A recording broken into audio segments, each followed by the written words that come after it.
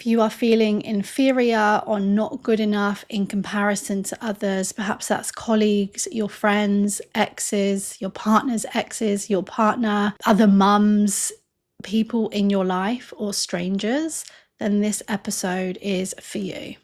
Here's what I see. I see well-rounded, smart, brilliant individuals feeling rubbish about the group chat, scrolling through everyone else's achievements, their milestones, thinking that everyone else is so put together, that they have something that you don't, that they know things that you don't, that in some way you are not as good as them. You will have your own themes of how that shows up. I see people thinking, why can't I be like them? Why not me? I'll never be like that. They don't like me. Even if these people are showing up confidently on the outside, on the inside, I'm working with a lot of people where there is this sense of not being good enough, of walking away from conversations, questioning yourself, feeling small, wondering if you said the wrong thing, the right thing, wondering how you came across, not being able to receive compliments and really seeing them as accidental or fleeting or not believing or trusting them. You compare yourself endlessly. Their kids are thriving. You're not doing enough for your kids. Their careers are ahead. Their homes look perfect, whilst you are usually beating yourself up for the small things that you struggle with, and for the daily annoyances that we all face. You're beating yourself up and thinking that you in some way are inviting that in, or you're doing something wrong. And here's the thing, and I guess this is the point where people will really reach out for help or are listening to this podcast, is the impact that this all has on how you feel. So the anxiety, your mood, your motivation, and also what you do. So you might be shrinking back, staying quiet in conversations, avoiding new opportunities, or doing things but then not able to enjoy them, not taking up invitations, and just hiding from judgment or hiding from people finding you out. And you know what? You deep down, you probably know you're a good person. You have so much value to bring, and yet you don't seem to feel it or believe it. These reactions, shrinking, avoiding, overthinking, are stopping you from living up to your full potential. The constant what ifs, the constant fears, they're keeping you in this old blueprint. You're showing up in a way that may have supported you in the past, may have protected you in the past, or in some way provide some kind of safety now, but it's misaligned with the life that you actually want. It's misaligned with what you're trying to create for yourself, or this vision that you have. There's fears in stepping towards that. You're trapped by, what if they laugh? What if something goes wrong? What if this doesn't work out? What if I run out of money? What if? And it keeps you in a certain place. So today's self-help technique is all about behavioural experiments. It's all about trying something new. It's about facing your fears in a way that doesn't feel too anxiety provoking, but in a way that does stretch you and does allow you to move towards the life that you know that you want, or the way that you want to feel, the person that you want to be, the way that you wish to show up. This technique is going to guide you to step into who you want to be whilst overcoming your fears, showing you that you can take action, showing you that you can cope better than you think that you can when your mind tells you that you can't. And it is about reclaiming your confidence and really proving to yourself, not others, proving to yourself that you're capable of more than your mind is telling you, more than your thoughts are letting you believe or your worries are suggesting. And honestly, I'm not saying that there is no room for improvement. Of course, we can try our best and, do what we need to do to improve ourselves. But a lot of the time, our thoughts are being really harsh. They're over-exaggerating. They are missing out on our value, on our skills, on our qualities, and so we are holding ourselves back. Like, we have to be fairer to ourselves, and I guess that's a question I have for you immediately is, are you being fair to yourself? Think of the things where you're holding yourself back, or you're repeating the same patterns in your life and you are comparing yourself negatively to others. Are you being fair to yourself? Are you acknowledging your qualities? Are you taking the time to see what you bring to the table, what you're doing well? If you can 100% say yes, I fully give myself the credit that I give others, then maybe fair enough. Okay, let's take a step back. Maybe this is about just making positive change for you. But if you're not saying that, if you're saying, no, actually, I'm just putting others on a pedestal, I'm looking at their highlight reel, I'm looking at their social media or their life from the outside, and I'm thinking that I am not as good. And I am, if anything, dismissing myself as a person. I'm dismissing what I bring to the table. Then I think we need to experiment with a new way. I think that it is time for you to start believing in yourself. And one of the best ways to do that, one of the best ways to shift how we think negatively about ourselves, is with experiments. Now, before we go on and I talk you through this idea of how to show up in this new way that feels more aligned with you, I want to let you know about your self-worth reset. I'm running a free live 30-minute self-esteem workshop-ish style group call where you take an honest look at how you see yourself, what you tolerate, what you avoid, and how you show up in your day-to-day life. This is raw, this is real. I'm going to guide you. I'm Carly Ann, self-esteem, life coach and therapist, and I'm going to guide you to check in on your self-worth, your boundaries, your inner voice. Every 2 weeks I'm running this. If you go to the link in the description, you will see when the next one is and you can sign yourself up. You're not asked to do anything. You're not asked to put your camera on or to share. This is about your self-reflection and I will guide you through that. Okay, so let's say you're triggered quickly, whether you realize it or not.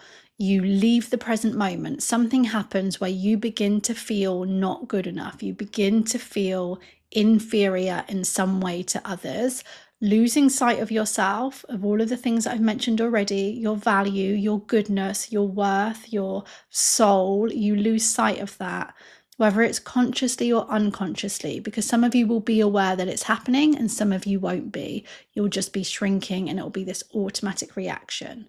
So it can happen really quickly. And before you know it, you're just falling into this pattern of ruminating on a conversation or wondering why someone said that. And did I do the right thing? And have I not done this? And should I be doing this? Really questioning yourself. When these triggers happen, at the moment you have a certain blueprint, you have a certain reaction that was formed through your early experiences, what you've witnessed, your personality, lots of different factors that contribute, beliefs that you hold. We all have that, okay? We all have these automatic reactions, but we get to a point where we're like, I don't want to react like that anymore. I want a different response. What I'm bringing to you is this idea that when that trigger happens, you have the choice to go with your old way or practice a new way. The old way is that you keep acting like you're not good enough and worrying that you're not good enough and going on the same loop. And the new way is what we're going to create. It is one thing to plan for your new response and your new reaction, but this self-help technique is about you actually going out and taking action. That's where real change happens. Now, guys, remember, this is a self-help technique. So I'm going to give you ideas, but if it is deeply ingrained, if it's impacting your mental health or holding you back, please get help with this. Yeah, look at mental health in your local area and see if you can get support. So I want you to take a moment. I want you to actually think about what triggers those low self-esteem moments. Those moments where you start to feel inferior and not good enough. We need to know this because the behavioral experiments, they're going to help you do something else instead, like I said. Okay, let's imagine we've got Bill. Bill stays quiet in conversations because he thinks he sounds silly or that he has nothing valuable to say. He thinks if I do say anything, people will laugh. They'll talk about me behind my back. They'll think I'm stupid. Now, most of the time, even after trying to speak up, he then feels embarrassed and beats himself up for messing up. But today, Bill is going to try something different. He's going to experiment with joining in on conversation, not because he's sure it's going to go perfectly, but because it matches his goal of having more friends and feeling more connected. So by taking this step, he is testing his fears.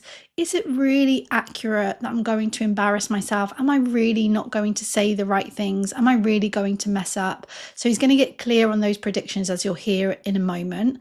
He's going to actually show up. He's going to put himself out there rather than avoid, and he's slowly going to learn that it doesn't have to be so scary. Behavioural experiments, they're a core tool used in cognitive behavioural therapy. I use them weekly, maybe even daily with people. And like I say, they test your fears in real life, and they really support change, and they help you to build your confidence. So the first thing you are going to do is you are going to identify the negative predictions that you have about a certain situation. So if there's something that you want to change, but you're feeling like you're afraid to do that, you first need to write down really clearly, what are the fears? What are you predicting will happen if you share an opinion, or if you ask that question, or if you do the thing? Write it down. For example, if I post in that group chat, they'll ignore me. Or if I speak in the meeting, I'm going to sound foolish. Name it. Really get on paper, what is it that I am so afraid will happen? Sometimes just seeing it written down, that itself is so powerful and enough to help you to take action. What you're going to do next is you're going to actually decide, okay, so if my old behaviors are to not speak up or to do all of these things, what's going to be my new plan? Yeah. What is the new blueprint? What will you do that's different from your usual pattern of shrinking back or staying small in some way? Your new blueprint. It might be something small, like I'm going to send one message in that chat. It might be something bigger. I'm going to voice an opinion in that meeting. The key is that it is going to challenge you. There will be some anxiety because you are going to be facing a fear. Next, you need to actually do the experiment. You need to take that step. Actually try the behavior that you're feeling worried about. You are afraid to go in and wear the clothes that you feel comfortable in, or the clothes that you want to experiment with. You have to do the thing that feels scary. And yes, it will feel uncomfortable, and that's okay. Discomfort is part of this process. And we don't just do it once. We do it again, and then we do it again. That's where we really gather the evidence, is that we actually carry out this experiment several times. And we really gather evidence about our fears and about the thoughts that we've been having about this situation. Are they really that accurate? Which leads us on to the fourth step. The fourth is to reflect and learn. Review what actually has happened. How did this actually play out in comparison to your prediction? So in comparison to step one, how did people respond? How did you feel? How did you cope? What did you discover about your abilities? Take these lessons into the next experiment, into the next situation. Every time you try a behavioural experiment, you're collecting evidence that your fears are often exaggerated. Things go better than you expect. You can cope better than you believe you can. Gradually, your brain will stop treating these situations as so scary and automatically coming up with negative predictions. And that feeling of not being good enough, that feeling of being inferior, that can become less and less as you start to really lean into this new version, this new blueprint. And the amazing thing is that the more you practice, the more freedom you're going to have, and the more you're going to show up as yourself without shrinking, hiding, overthinking, and caring so much about what people think about you. And this is not about things going perfectly, okay? This isn't about, okay, so I must show up in a way that no one does judge me, or there is no negative consequences of other people's opinions. No, this is about you building your confidence in yourself. This is about you seeing, okay, so how, if I am more myself, how do some people react? Well, some people are going to be really supportive, and you're going to see that some people aren't. And that's how we start to gather the information of, okay, so whose opinion do I actually care about here? Who do I actually want to surround myself with? We can't just show up in a certain way to one person, a person who is quite mean to us or who isn't open, who is judgmental.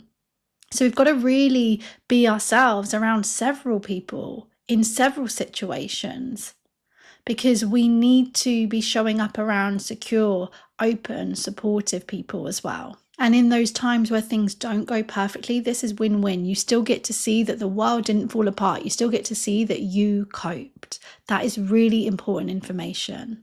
So what has come up for you? What are you going to experiment with this week? How are you going to stretch yourself in a way that helps you to stop comparing yourself so negatively and to stop caring so much about what people think? If you're on Spotify or YouTube, I'd love to hear from you. Drop me a comment or a message to share with me. Follow me on social media, Carlyanne_therapy, for more tips, and DM me and let me know what experiment you will be carrying out. If you're working on your self-esteem, don't forget to join your self-worth reset. It's designed to help you step fully into the life that you deserve. Thank you so much for listening. I do not take it for granted that you're here. Remember your why. Remember what brought you here in the first place.